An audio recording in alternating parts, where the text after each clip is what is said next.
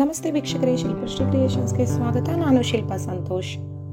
ಇದೇ ಮೊದಲನೇ ಬಾರಿಗೆ ನಮ್ಮ ಚಾನಲ್ನ ನೋಡ್ತಾ ಇದ್ರೆ ದಯವಿಟ್ಟು ಸಬ್ಸ್ಕ್ರೈಬ್ ಮಾಡ್ಕೊಳ್ಳಿ ಹಾಗೂ ಪಕ್ಕದಲ್ಲಿ ಕಾಣೋ ಬೆಲ್ ಐಕಾನ್ ಕೂಡ ಪ್ರೆಸ್ ಮಾಡ್ಕೊಳ್ಳಿ. ಆಗ ನಾನು ಹೊಸದಾಗಿ ಅಪ್ಲೋಡ್ ಮಾಡುವಂತಹ ವಿಡಿಯೋ ನೋಟಿಫಿಕೇಶನ್ಸು ನಿಮಗೆ ಮೊದಲು ಬಂದು ತಲುಪುತ್ತೆ. ಇವತ್ತು ನಾನೊಂದು ಸಿಂಪಲ್ ಕ್ರೋಶಾ ಕುಚ್ಚು ಡಿಸೈನ್ನ ತೋರಿಸ್ತಾ ಇದ್ದೀನಿ. ಒಂದೇ ಗಂಟೆನಲ್ಲಿ ನೀವು ಈ ಡಿಸೈನ್ನ ಮಾಡ್ಕೊಂಡ್ಬಿಡ್ಬೋದು.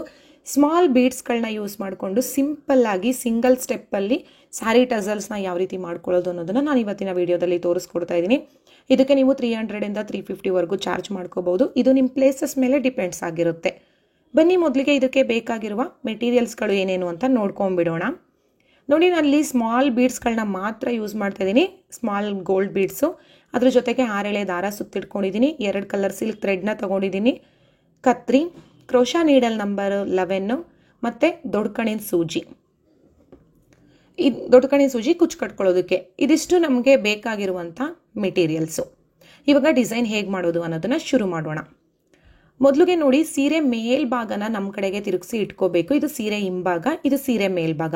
ಸೀರೆ ಮೇಲ್ಭಾಗದ ರೈಟ್ ಸೈಡಿಂದ ಡಿಸೈನ್ನ ಶುರು ಮಾಡ್ಕೊಂಡು ಹೋಗಬೇಕು.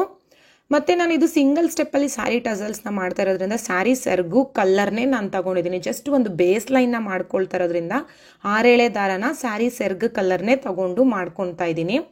ನೋಡಿ, 6 ಎಳೆ ದಾರನ ನಾವು ರೆಡಿ ಮಾಡಿ ಇಟ್ಕೊಂಡಿದ್ದೀವಿ ಆಲ್ರೆಡಿ. ಮತ್ತು ನೋಡಿ, ನಾನಿಲ್ಲಿ ದಾರದ ತುದಿಗೆ ಯಾವುದೇ ರೀತಿ ಗಂಟು ಹಾಕ್ಕೊಳಲ್ಲ, ಡೈರೆಕ್ಟಾಗಿ ಸೀರೆಗೇನೆ ಗಂಟು ಹಾಕ್ಕೊಳ್ತೀನಿ. ಯಾಕೆಂದರೆ ನಾವು ಗ್ಲೂ ಪೇಸ್ಟ್ ಮಾಡೋದ್ರಿಂದ ಬಿಚ್ಚೋಗುತ್ತೆ ಅನ್ನೋ ಚಾನ್ಸಸ್ ಇರುತ್ತೆ. ನಾವಿಲ್ಲಾಂದರೆ ಕುಚ್ಚೊಳಗಡೆ ಈ ಥ್ರೆಡ್ನ ಸೇರಿಸ್ಕೊಬಿಡ್ಬೋದು. ಹಾಗಾಗಿ ಆನಂತರ ನಾವು ಲೆಫ್ಟ್ ಹ್ಯಾಂಡಿಂದ ದಾರ ಬ್ಯಾಲೆನ್ಸ್ ಮಾಡಿಕೊಂಡು ಸೀರೆ ಹಿಂಭಾಗಕ್ಕೆ ಥ್ರೆಡ್ನ ಪ್ಲೇಸ್ ಮಾಡಿಬಿಟ್ಟು ದಾರ ನೋಡಿ ನೀಡಲ್ ಸಹಾಯದಿಂದ ಸೀರೆ ಮೇಲ್ಭಾಗದಿಂದ ನೀಡಲ್ನ ಹಾಕಿಬಿಟ್ಟು ದಾರನ ಕೆಳಗಡೆಯಿಂದ ಮೇಲಕ್ಕೆ ಪೂರ್ತಿ ಮೇಲಕ್ಕೆ ಎತ್ಕೊಂಡ್ಬಿಡ್ಬೇಕು. ಫಸ್ಟ್ಗೆ ಎತ್ಕೊಂಡಿದ್ದಾದ ನಂತರ ನೋಡಿ 2 ಗಂಟುಗಳನ್ನ ಹಾಕ್ಕೊಂಡು ಕಟ್ಕೋಬೇಕು. ಟೈಟಾಗಿ 2 ಅಥವಾ 3 ಗಂಟುಗಳನ್ನ ಹಾಕ್ಕೊಂಡು ಕಟ್ಕೊಂಡ್ಬಿಡಿ. ಈ ರೀತಿನಲ್ಲಿ ಕಟ್ಟಿದ್ದಾದ್ಮೇಲೆ ಸೇಮ್ ಜಾಗ ಅಥವಾ ಅದ್ರ ಪಕ್ಕದಲ್ಲಿ ಒಂದು ಹಾಫ್ ಕ್ರೋಶೆಟ್ನ ಮಾಡ್ಕೊಳ್ಳಿ ಅಥವಾ ಒಂದು ಲಾಕ್ ಮಾಡ್ಕೊಳ್ಳಿ. ನಾವು ಗಂಟು ಹಾಕಿರ್ತೀವಲ್ಲ, ಅದು ಹಂಗೇನೆ ಸ್ಟಾರ್ಟ್ ಮಾಡೋದಕ್ಕಾಗಲ್ಲ, ಡಿಸೈನ್ ಫಿನಿಶಿಂಗ್ ಬರಲ್ಲ. ಒಂದು ಲಾಕ್ ಅಥವಾ ಒಂದು ಹಾಫ್ ಕ್ರೋಶೆಟ್ನ ಮಾಡ್ಕೊಳ್ಳಿ. ಮಾಡ್ಕೊಂಡಿದ್ದಾದ ನಂತರ ನಾವಿವಾಗ 5 ಚೈನ್ಗಳನ್ನ ಹಾಕ್ಕೋಬೇಕು. 5 ಚೈನ್ಗಳನ್ನ ಹಾಕಬೇಕು.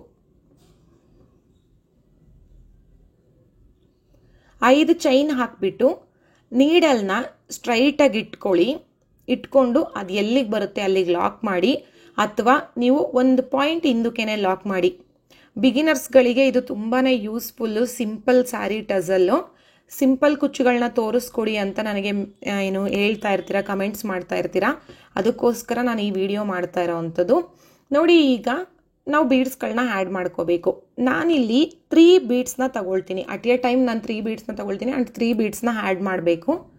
ನನಗೆ ಬೇಗ ಹಾಕಬೇಕು ಅಂದ್ಬಿಟ್ಟು ನಾನು ಒಂದೇ ಸತಿಗೆ ನೀಡಲ್ಗೆ 3 ಬೀಡ್ಗಳನ್ನ ಹಾಕ್ಕೊಳ್ತೀನಿ. ಒಂದು ಬೀಡನ್ನ ಆ್ಯಡ್ ಮಾಡಿ. ಬೀಡನ್ನ ಆ್ಯಡ್ ಮಾಡಿದ್ಮೇಲೆ ನೀಡಲ್ ಮೇಲೆ ಒಂದು ಎಳೆ ದಾರ ಸುತ್ಕೊಳ್ಳಿ. ಅದು ಎಲ್ಲಿಗೆ ಬರುತ್ತೆ ಅಲ್ಲಿಗೆ ನೋಡಿಬಿಟ್ಟು ನಾವು ಒಂದು ಹಾಫ್ ಕ್ರೋಶೆಟ್ ಮಾಡಬೇಕು. ನಾವಿಲ್ಲಿ ಹಾಫ್ ಕ್ರೋಶೆಟ್ಟು ಅಂದರೆ ನೀಡಲ್ ಮೇಲೆ 3 ಎಳೆ ದಾರ ಇರುತ್ತಲ್ಲ, 3 ಒಂದು ಮಾಡೋದು. ಮತ್ತೆ ಒಂದು ಬೀಡನ್ನ ಮಾಡಿ, ಮತ್ತೆ ಒಂದು ಹಾಫ್ ಕ್ರೋಶೆಟ್ ಮಾಡಿ. ಒಂದು ಬೀಡ್ಗೆ ಎಷ್ಟು ಜಾಗ ಬೇಕು, ಒಂದು ಚೈನ್ ಹಾಕ್ತೀವಲ್ಲ, ಒಂದು ಲಾಕು, ಅಷ್ಟು ಸ್ಪೇಸ್ ಕೊಡಬೇಕಾಗುತ್ತೆ ಮಧ್ಯದಲ್ಲಿ. ಈ ರೀತಿ 3 ಬೀಡನ್ನ ಆ್ಯಡ್ ಮಾಡಿ ಹಾಫ್ ಕ್ರೋಶೆಟ್ನ ಮಾಡಬೇಕು. ಆವಾಗ ಒಂಚೂರು ಚೆನ್ನಾಗಿ ಕಾಣಿಸುತ್ತೆ. ನೀವು ಜಸ್ಟ್ ಲಾಕ್ ಮಾಡ್ಕೋಬೋದು ಅಥವಾ ಹಾಫ್ ಕ್ರೋಶೆಟ್ ಕೂಡ ಮಾಡ್ಕೋಬೋದು. 2 ರೀತಿನಲ್ಲೂ ಮಾಡ್ಕೋಬೋದು. ಸೊ ನೀವು ಜಸ್ಟ್ ಲಾಕ್ ಮಾಡಿದ್ರು no problem. But half crochet ಮಾಡೋದ್ರಿಂದ ಸ್ವಲ್ಪ ನಿಮಗೆ ಚೆನ್ನಾಗಿ ಕಾಣಿಸುತ್ತೆ, ಇನ್ನು ಹೈಲೈಟಾಗಿ ಕಾಣಿಸುತ್ತೆ ಬೀಡ್ಗಳು. 3 ಬೀಡ್ ಆ್ಯಡ್ ಮಾಡಿ ಲಾಕ್ ಮಾಡಿದ್ಮೇಲೆ ಮತ್ತೆ 5 ಚೈನ್ ಗ್ಯಾಪ್ ಬರುತ್ತೆ. 5 ಚೈನ್ಗಳನ್ನ ಹಾಕ್ಕೊಳ್ಳಿ. ಹಾಕ್ಕೊಂಡ್ಮೇಲೆ ಎಲ್ಲಿಗೆ ಬರುತ್ತೆ ಅಲ್ಲಿಗೆ ನೋಡಿಕೊಂಡು ಕರೆಕ್ಟಾಗಿ ಮಾಡ್ಕೊಳ್ಳಿ. ಬಿಗಿನರ್ಸ್ಗಳಿಗೆ ಇದೇ ಮಿಸ್ಟೇಕ್ ಆಗೋದು. ಯಾಕೆ ಅಂದರೆ ನಮಗೆ ಸ್ಯಾರಿ ಸ್ಟಿಫಾಗಿ ಕುತ್ಕೊಂಡಿರಬೇಕು ಮತ್ತು ಸ್ವಲ್ಪ ತೆಳುವಾಗಿರುತ್ತೆ ಅಂದರೆ ರಿಂಕಲ್ಸ್ಗಳು ಬರೋ ಚಾನ್ಸಸ್ ಜಾಸ್ತಿ ಇರುತ್ತೆ. ನೀವು ನೀಡಲ್ ಎಲ್ಲಿಗೆ ಬರುತ್ತೆ ಅಲ್ಲಿಗೆ ಸ್ಟ್ರೈಟಾಗಿ ನೋಡ್ಕೊಂಡು ಲಾಕ್ ಮಾಡ್ಕೊಳ್ಳಿ, ಅಥವಾ ಒಂದು ಪಾಯಿಂಟ್ ಹಿಂದಕ್ಕೇನೆ ಲಾಕ್ ಮಾಡಿ. ಇದು ಸಿಂಗಲ್ ಸ್ಟೆಪ್ ಆಗಿರೋದ್ರಿಂದ ಖಂಡಿತವಾಗ್ಲೂ ತುಂಬಾ ರಿಂಕಲ್ಸ್ ಬರೋ ಚಾನ್ಸಸ್ ಇರುತ್ತೆ. ಆದಷ್ಟು ನೋಡಿ ಮಾಡ್ಕೊಳ್ಳಿ. ಮತ್ತೆ 3 ಬೀಡ್ಸ್ನ ಆ್ಯಡ್ ಮಾಡ್ಕೊಳ್ಳೋಣ. ಮತ್ತು ನೀವು ಹೊಸದಾಗಿ ಕಲಿತಾ ಇದ್ದೀರಾ, ನಿಮಗೆ ಈ ಥರ ನೀಡಲ್ದು ಟೈಮ್ ಸೇವ್ ಆಗಬೇಕಂದ್ರೆ ನಾವು ಒಂದೇ ಸತಿಗೆ 3 ಬೀಡ್ಗಳನ್ನ ತಗೊಂಡು ಮಾಡ್ಕೊಳ್ಳೋದ್ರಿಂದ ನಮಗೆ ಟೈಮ್ ಸೇವ್ ಆಗುತ್ತೆ. ಈಗ ನೋಡಿ, ನೀವು ಒಂದೊಂದೇ ಬೀಡನ್ನ ಆ್ಯಡ್ ಮಾಡಬೇಕಂದ್ರೆ ಒಂದ್ಸಲ ಆ್ಯಡ್ ಮಾಡ್ತೀರಾ, ಮತ್ತೆ ಕೈ ಎತ್ತಬೇಕು, ನೀಡಲ್ ಹಾಕೋಬೇಕು, ಮತ್ತೆ ಆ್ಯಡ್ ಮಾಡಬೇಕು, ಮತ್ತೆ ಕೈ ಎತ್ಬಿಟ್ಟು ನೀಡಲ್ನ ಹಾಕೋಬೇಕು. ಹಿಂಗೆ ನಾವು ಟೈಮ್ ವೇಸ್ಟ್ ಆಗುತ್ತೆ. ನಮಗೆ ತುಂಬಾ ಬೇಗ ಆಗಬೇಕು ಅಂದರೆ ನೀವು ಪ್ರಾಕ್ಟೀಸ್ ಮಾಡ್ಬೋದು. ಅಟ್ ಎ ಟೈಮ್ 2 ಬೀಡ್ ಹಾಕೊಂಡು ಸ್ಟಾರ್ಟಿಂಗ್ ಪ್ರಾಕ್ಟೀಸ್ ಮಾಡ್ಕೊಳ್ಳಿ. ಅದಾದಮೇಲೆ ನಿಮಗೆ ಖಂಡಿತವಾಗ್ಲೂ 3-4 ಬೀಡ್ ಹಾಕಿ ಕೂಡ ಮಾಡ್ಕೋಬೋದು. ನಾನು 4 ಬೀಡನ್ನ ಕೂಡ ಅಟ್ ಎ ಟೈಮ್ ನೀಡಲ್ಗೆ ಹಾಕ್ಕೊಂಡು ಮಾಡ್ಕೋತೀನಿ. ಸೊ ನಮಗೆ ಪ್ರಾಕ್ಟೀಸ್ ಮಾಡಿಕೊಂಡ್ರೆ ಈ ರೀತಿ ಬರುತ್ತೆ ನೋಡಿ. ನಮಗೆ 3 ಬೀಡ್ಸ್ನ ಹಾಕಬೇಕು, 5 ಚೈನ್ ಗ್ಯಾಪ್ ಬರಬೇಕು. 3 ಬೀಡ್ಸ್ ಬರುತ್ತೆ, 5 ಚೈನ್ ಗ್ಯಾಪ್ ಬರುತ್ತೆ. ಸೊ ಈ ರೀತಿ ನಾವು ಸ್ಯಾರಿ ಪೂರ್ತಿ ಮಾಡ್ಕೊಂಡು ಹೋಗಬೇಕು. ಸೊ ನಾನು ಹೇಳ್ದಾಗೆ ನೀವು ಇದೊಂದು ಟಿಪ್ಸ್ನ ಫಾಲೋ ಮಾಡಿದ್ರಿ ಅಂದರೆ ನಿಮಗೆ ಸ್ಯಾರಿನಲ್ಲಿ ರಿಂಕಲ್ಸ್ ಖಂಡಿತವಾಗ್ಲೂ ಬರೋದಿಲ್ಲ. ತುಂಬ ಜನ ನನಗೆ ಕಮೆಂಟ್ಸ್ ಮಾಡಿ ಕೂಡ ಕೇಳಿದ್ದಾರೆ, ರಿಂಕಲ್ಸ್ ಬರುತ್ತೆ, ಹೇಗೆ ಅದನ್ನು ಮಾಡೋದು, ರಿಂಕಲ್ಸ್ ಬರದಿರೋ ರೀತಿಯಲ್ಲಿ ಯಾವ ರೀತಿ ಅವಾಯ್ಡ್ ಮಾಡಬೇಕು ಗೊತ್ತಾಗ್ತಾ ಇಲ್ಲ ಅಂತ. ಅದಕ್ಕೋಸ್ಕರ ಹೇಳ್ತಾ ಇರೋದು, ನೀಡಲ್ನ ಸ್ಟ್ರೈಟಾಗಿ ಇಟ್ಕೊಂಡು ನೀವು ಮಾಡ್ಕೊಳ್ಳಿ, ಅಥವಾ ಒಂದು ಪಾಯಿಂಟ್ ಹಿಂದಕ್ಕೇನೆ ಮಾಡ್ಕೊಳ್ಳಿ. ಆವಾಗ ನಿಮಗೆ ರಿಂಕಲ್ಸ್ನ ಅವಾಯ್ಡ್ ಮಾಡ್ಬೋದು. ಸೊ ನೋಡಿ, ಈ ರೀತಿ ನಾವು ಸ್ಯಾರಿ ಪೂರ್ತಿ ಮಾಡ್ಕೊಳ್ಳೋಣ. 5 ಚೈನ್ ಗ್ಯಾಪ್ ಬರುತ್ತೆ, ಆಮೇಲೆ 3 ಸ್ಮಾಲ್ ಬೀಡ್ಸ್ ಬರುತ್ತೆ. ಮತ್ತು ಇನ್ನೂ ಒಂದು, ನೀವು 3 ಸ್ಮಾಲ್ ಬೀಡ್ಸ್ ಹಾಕಿದ್ದೀರಾ, ಅಲ್ಲಿ ಬೇಕಾದರೆ ಒಂದೊಂದು ಬಿಗ್ ಬೀಡ್ ಬ್ರೈಡಲ್ ಬೀಡ್ಸ್ಗಳು ಬರುತ್ತಲ್ಲ, ಬಿಗ್ ಬೀಡ್ಗಳು, ಆ ಥರದ್ದು ಕೂಡ ನಾವು ಮಾಡ್ಕೋಬೋದು. ಸಿಂಗಲ್ ಬೀಡ್ ಆ್ಯಡ್ ಮಾಡ್ಕೋಬೋದು. ಸೇಮ್ 3 ಬೀಡ್ಸ್ ಬದಲಿಗೆ ಆ ಬೀಡನ್ನ ಹಾಕಿ ಮಾಡ್ಕೋಬೋದು. ಸೊ ಈ ರೀತಿ ಸ್ಯಾರಿ ಪೂರ್ತಿ ಮಾಡ್ಕೊಳ್ಳೋಣ. ಈಗ ನೋಡಿ, ನಾನು ಎಂಡಿಂಗ್ ಬಂದಿದ್ದೀನಿ. ಎಂಡಿಂಗ್ ಹೇಗೆ ಮಾಡೋದು ಅನ್ನೋದನ್ನ ನಾನು ಇಲ್ಲಿ ತೋರಿಸ್ತಾ ಇದ್ದೀನಿ. ಸೊ ಲಾಸ್ಟಲ್ಲಿ ನೀವು ಫಸ್ಟ್ ಆ್ಯಂಡ್ ಲಾಸ್ಟು ನಮಗೆ ಕುಚ್ಚು ಕಟ್ಟೋ ರೀತಿನಲ್ಲೇ ಮಾಡ್ಕೊಳ್ಳಿ, ಆವಾಗ ತುಂಬ ಚೆನ್ನಾಗಿ ಬರುತ್ತೆ ಫಿನಿಶಿಂಗು. ನೋಡಿ, ಈ ರೀತಿ ಎಂಡಿಂಗಲ್ಲಿ ನನಗೆ ಕುಚ್ಚು ಕಟ್ಟೋ ರೀತಿನಲ್ಲೇ ನಾನು ಮಾಡ್ಕೊಂಡಿದ್ದೀನಿ. ಸೊ ಆವಾಗ ನಿಮಗೆ ಈಗ ನಾವಿಲ್ಲಿ ನೋಡಿ, ಒಂದು ಲಾಕ್ ಮಾಡ್ತೀರಾ, ಎಂಡಿಂಗಲ್ಲಿ ಮತ್ತೆ ಒಂದು ಲಾಕ್ ಮಾಡ್ಕೋಬೇಕು. 2 ಲಾಕ್ ಮಾಡ್ಕೊಳ್ಳಿ. 2 ಲಾಕ್ ಮಾಡಿದ್ಮೇಲೆ 2 ಚೈನ್ಗಳನ್ನ ಹಾಕ್ಕೊಳ್ಳಿ. 2 ಚೈನ್ ಹಾಕಿಬಿಟ್ಟು ನೀಡಲ್ನ ಹಾಗೇನೆ ಓಲ್ಡ್ ಮಾಡಿದ್ಮೇಲೆ ಸ್ವಲ್ಪ ಥ್ರೆಡ್ನ ಬಿಟ್ಟು ಕತ್ತರಿಸ್ಕೊಳ್ಳಿ.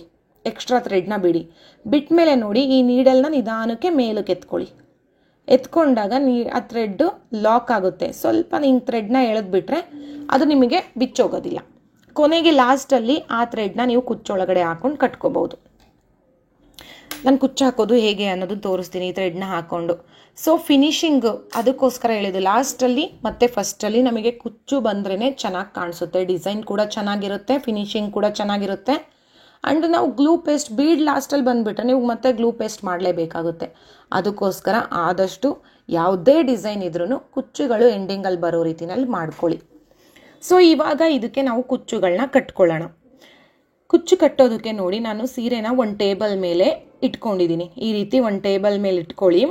ಇಟ್ಕೊಂಡಾದ್ಮೇಲೆ ಆ ಸೀರೆ ಮೇಲ್ಭಾಗಕ್ಕೆ ಒಂದು ವೆಯ್ಟ್ ಆಗಿರೋವಂಥದ್ದು ಏನಾದರೂ ಇಡಿ. ಈ ರೀತಿ ದಪ್ಪಾಗಿ ಏನಾದರೂ ಬುಕ್ಕೋ ಇಲ್ಲ ಏನಾದರೂ ನೀವು ವೆಯ್ಟ್ ಆಗಿರೋವಂಥದ್ದನ್ನ ಇಟ್ಕೊಂಡ್ರೆ ನಿಮಗೆ ಸ್ಯಾರಿ ಈ ಥರ ಜರ್ಗಿ ಬರೋದಿಲ್ಲ. ಜರ್ಗಿ ಬರ್ತಾ ಇದ್ರೆ ನೀವು ಕುಚ್ಚು ಕಟ್ಟೋದಕ್ಕಾಗಲ್ಲ. ಒಂದು ವೆಯ್ಟ್ ಆಗಿರೋದು ಏನಾದರೂ ಇಟ್ಟರೆ ಆರಾಮಾಗಿ ಕುಚ್ಚನ್ನು ಕಟ್ಕೋಬೋದು. ಆ್ಯಂಡ್ ನಾನು ಇವಾಗ ಸ್ಟಾರ್ಟಿಂಗು ಸೀರೆ ಕಲ್ಲರ್ ಥ್ರೆಡ್ಡಿಂದ ಶುರು ಮಾಡ್ತೀನಿ. ದಾರಾನ ನೋಡಿ, ಸೀರೆ ಕಲರ್ ಬಂದು ಈ ರೀತಿ ಕಲರ್ ಇದೆ. ಸೊ ಈ ಕಲರ್ ಥ್ರೆಡ್ನ ಫಸ್ಟ್ ಯೂಸ್ ಮಾಡ್ತೀನಿ. ಆಮೇಲೆ ನಾನಿಲ್ಲಿ ದಾರಾನ ತುಂಬ ದೊಡ್ಡದಾಗಿ ಜಾಸ್ತಿ ಉದ್ದಕ್ಕೇನೆ ಸುತ್ಕೊಳ್ತೀನಿ. ಯಾಕೆಂದರೆ ಫುಲ್ ಬರೀ ಕುಚ್ಚುಗಳೇ ಬರೋದ್ರಿಂದ ನಾವು ಪದೇ ಪದೇ ಟೈಮ್ ವೇಸ್ಟ್ ಮಾಡ್ಕೊಂಡು ಸುತ್ಕೊಂಡು ಕುತ್ಕೊಳ್ಳೋದಕ್ಕಾಗಲ್ಲ. ಸೊ ನಾನು ಒಂದೇ ಸತಿಗೆ ಫಿನಿಶ್ ಆಗಿಬಿಡಬೇಕು. 2 ಕಲರ್ ಥ್ರೆಡ್ ಸುತ್ಕೊಳ್ಳೋದ್ರಿಂದ ನನಗೊಂದು ಅಂದಾಜು ಗೊತ್ತಿರುತ್ತೆ. ಸಿಂಪಲ್ ಕುಚ್ಚು ಅಂದರೆ ಎಷ್ಟು ಉದ್ದ ಸುತ್ಕೊಂಡ್ರೆ ನಮಗೆ ಫಿನಿಶ್ ಆಗೋದಕ್ಕೆ ಒಂದು ಅಂದಾಜು ಗೊತ್ತಾಗಿದೆ, ಆಲ್ರೆಡಿ ಹಾಕಿ ಪ್ರಾಕ್ಟೀಸ್ ಆಗಿರೋದ್ರಿಂದ. ಸೊ ಹಾಗಾಗಿ ಜಾಸ್ತಿನೇ ಸುತ್ಕೊಳ್ತೀನಿ. ಮತ್ತು ನಾನಿಲ್ಲಿ 187 ದಾರ ತೊಗೊಂಡಿದ್ದೀನಿ ಕುಚ್ಚು ಕಟ್ಕೊಳ್ಳೋದಕ್ಕೆ. ಈಗ ನೀಡಲಲ್ಲಿ 187 ದಾರ ಇದೆ. ನಾವು ಕುಚ್ಚು ಕಟ್ಕೊಳ್ಳುವಾಗ ನೋಡಿ, ಈ ರೀತಿ ತಗೊಂಡು ಮತ್ತೆ ಅದನ್ನು ಫೋಲ್ಡ್ ಮಾಡ್ಕೋತೀವಲ್ಲ, ಆವಾಗ ಅದು ನಮಗೆ 367 ದಾರ ಆಗುತ್ತೆ. ತುಂಬ ದಪ್ಪನಾಗಿ ತುಂಬ ಚೆನ್ನಾಗಿ ಬರುತ್ತೆ ಕುಚ್ಚುಗಳು ಕೂಡ. ಸೊ ನಾನಿಲ್ಲಿ ನೋಡಿ ಈ ರೀತಿ ದಾರಾನ ಕೆಳಗಡೆಯಿಂದ ಮೇಲಕ್ಕೆ ಎತ್ಕೊಂಡೆ. ನಮಗೆ ಕುಚ್ಚು ಎಷ್ಟುದ್ದಕ್ಕೆ ಬೇಕು ಅಷ್ಟುದ್ದಕ್ಕೆ ನಿಲ್ಲಿಸ್ಕೊಳ್ಳಿ. ನಿಲ್ಲಿಸಿದ್ಮೇಲೆ ಈಗ ನಾವು ಸ್ಟಾರ್ಟಿಂಗಲ್ಲಿ ಕುಚ್ಚು ಏನು ಎಕ್ಸ್ಟ್ರಾ ಥ್ರೆಡ್ನ ಬಿಟ್ಟಿದ್ದೀವಲ್ಲ, ಆ ಥ್ರೆಡ್ನ ನೋಡಿ ಈ ರೀತಿ ಮಧ್ಯಕ್ಕೆ ಪ್ಲೇಸ್ ಮಾಡ್ಕೊಳ್ಳಿ. ಈ ರೀತಿ ಆ ಕಡೆಯಿಂದ ಲೆಫ್ಟಿಂದ ರೈಟಿಗೆ ತಗೊಂಡ್ಮೇಲೆ ಆ ಕುಚ್ಚಿದೆಯಲ್ಲ ಅದನ್ನು ಅದ್ರ ಮೇಲ್ಗಡೆಗೆ ಈ ರೀತಿ ಕೂರಿಸ್ಕೊಂಡು ಫೋಲ್ಡ್ ಮಾಡ್ಕೊಳ್ಳಿ. ಫೋಲ್ಡ್ ಮಾಡ್ಕೊಂಡ್ಮೇಲೆ ಆ ಥ್ರೆಡ್ನ ಹೋಲ್ಡ್ ಮಾಡ್ಕೋಬೇಕು. ಫಸ್ಟ್ ಕುಚ್ಚು ಮಾತ್ರ ನೋಡಿ ಈ ರೀತಿ ಸ್ವಲ್ಪ ನಿಮಗೆ ಹೋಲ್ಡ್ ಮಾಡ್ಕೊಂಡೆಲ್ಲ ಮಾಡೋದು ಸ್ವಲ್ಪ ಟಫ್ ಅನ್ನಿಸ್ಬೋದು. ಈ ರೀತಿ ಹೋಲ್ಡ್ ಮಾಡ್ಕೊಳ್ಳಿ. ಮಾಡ್ಕೊಂಡ್ಮೇಲೆ ನೋಡಿ 2 ಎಳೆ ಜರಿ ದಾರ ತಗೋಬೇಕು ನಾರ್ಮಲ್ ನೀಡಲಲ್ಲಿ. ಸೀರೆ ಕುಚ್ಚು ಹಿಂಭಾಗದಿಂದ ಮಧ್ಯದಲ್ಲಿ ಹಾಕಬೇಕು ಸೂಜಿನ. ಈ ರೀತಿ ಮಧ್ಯದಲ್ಲಿ ಸೂಜಿನ ಮೇಲಕ್ಕೆ ಎತ್ಕೊಂಡು ಒಂದು 2 ಅಥವಾ 3 ಬಾರಿ ಸುತ್ಕೊಳ್ಳೋಣ. ಈಗ 1 ಬಾರಿ ಆಯ್ತಲ್ಲ, ಸೊ 2ನೇ ಬಾರಿ ಸುತ್ಕೊಳ್ಳಿ. ಸುತ್ಕೊಳ್ಳುವಾಗ ಆ ಥ್ರೆಡ್ಡನ್ನ ಈ ರೀತಿ ಆ ಜರಿ ದಾರ ಸುತ್ತೋ ಥರ ಬ್ಯಾಕ್ ಸೈಡ್ಗೆ ಪ್ಲೇಸ್ ಮಾಡ್ಕೊಳ್ಳಿ. ಮುಂದ್ಗಡೆ ಫ್ರಂಟಲ್ಲಿ ಕಾಣೋದು ಬೇಡ, ಅದು ಬ್ಯಾಕ್ ಸೈಡಿಗೆ ಕೂರಿಸ್ಕೊಳ್ಳಿ. ಏಕೆಂದರೆ ಅದು ಕಲರ್ ಚೇಂಜ್ ಇದೆ ಅಲ್ಲ, ಹಾಗಾಗಿ ಕಲರ್ ಸೇಮ್ ಇದ್ದರೆ ನೀವು ಏನು ಪರವಾಗಿಲ್ಲ ಕಾಣಿಸೋದ್ರೂ. ಬಟ್ ಇದನ್ನು ಬ್ಯಾಕ್ ಸೈಡಿಗೆ ಕೂರಿಸ್ಕೊಂಡು 1-2 ಸರ್ಗುಂಟಿಗೆ ಅಂತಾರಲ್ಲ ಆ ರೀತಿ ಗಂಟು ಹಾಕ್ಕೊಂಡು ಟೈಟಾಗಿ ಕಟ್ಕೊಂಬಿಡಿ. ನೋಡಿ ಈ ರೀತಿ ಟೈಟಾಗಿ ಕಟ್ಕೋಬೇಕು, ಕುಚ್ಚು ಬಿಚ್ಚೋಗಬಾರ್ದು ಜರಿ ದಾರ. ಆ್ಯಂಡ್ ಜರಿ ದಾರ ಬಿಚ್ಚೋಗಬಾರ್ದು ಅಂದರೆ ನೋಡಿ ಇನ್ನೂ ಒಂದು ಟಿಪ್ಸ್ ಇದೆ. ಈ ಜರಿ ದಾರದ ಗಂಟುಗಳಿದೆಯಲ್ಲ, ಈಗ ಆ ಏನು ಸುತ್ತಿರ್ತೀವಲ್ಲ ಅದ್ರೊಳಗಡೆಯಿಂದ ಸೂಜಿನ ಕೆಳಗಡೆ ಎತ್ಕೊಂಬಿಡಿ. ಆವಾಗ ನಿಮಗೆ ಜರಿ ದಾರ ಬಿಚ್ಚೋಗೋ ಚಾನ್ಸಸ್ಸೇ ಇಲ್ಲ. ನೀವು ಗಂಟು ಹಾಕಿ ಗಂಟು ಪಕ್ಕಕ್ಕೆ ಕಟ್ ಮಾಡಿದ್ರಿ ಅಂದರೆ ಆ ಗಂಟು ಬಿಚ್ಚೋಗುತ್ತೆ. ನೀವು ಈ ರೀತಿ ಕಟ್ಕೊಂಡ್ರಿ ಅಂದರೆ ಕೊನೆಗೆ ನೋಡಿ ಎಷ್ಟುದಕ್ಕೆ ಕುಚ್ಚು ಬೇಕೋ ಅಷ್ಟುದಕ್ಕೆ ಕಟ್ ಮಾಡ್ಕೊಳ್ಳಿ. ಜರಿ ದಾರ ಕೂಡ ನಮಗೆ ಬಿಚ್ಚೋಗೋದು ಚಾನ್ಸಸ್ ಇರೋದೇ ಇಲ್ಲ. ಈ ರೀತಿ ತುಂಬ ಲೆಂತಾಗಿ ಕಟ್ಕೊಳಕ್ಕೆ ಹೋಗ್ಬಿಡಿ ಸಿಂಪಲ್ ಕುಚ್ಚುಗಳನ್ನೆಲ್ಲ. ಒಂದು ಮೀಡಿಯಮ್ ಲೆಂತಲ್ಲಿ ಕಟ್ಕೋಬೇಕು, ಆವಾಗಲೇ ಲುಕ್ಕು ತುಂಬ ಚೆನ್ನಾಗಿ ಬರುತ್ತೆ.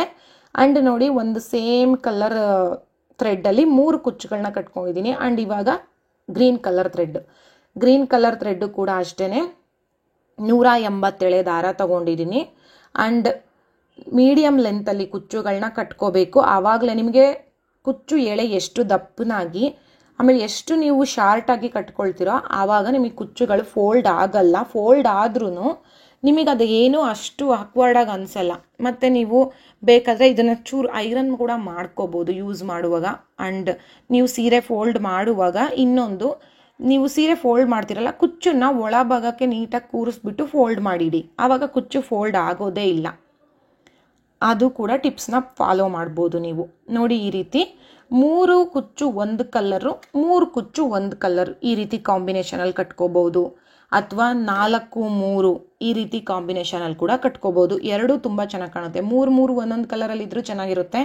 ಅಥವಾ ಸ್ಟಾರ್ಟಿಂಗ್ದು 4 ಕುಚ್ಚು 1 ಕಲರು, ಆಮೇಲೆ 4 ಈ ರೀತಿ ಮಾಡ್ಕೊಂಡ್ರೂ ಚೆನ್ನಾಗಿರುತ್ತೆ colour combination. So final look ಇದು.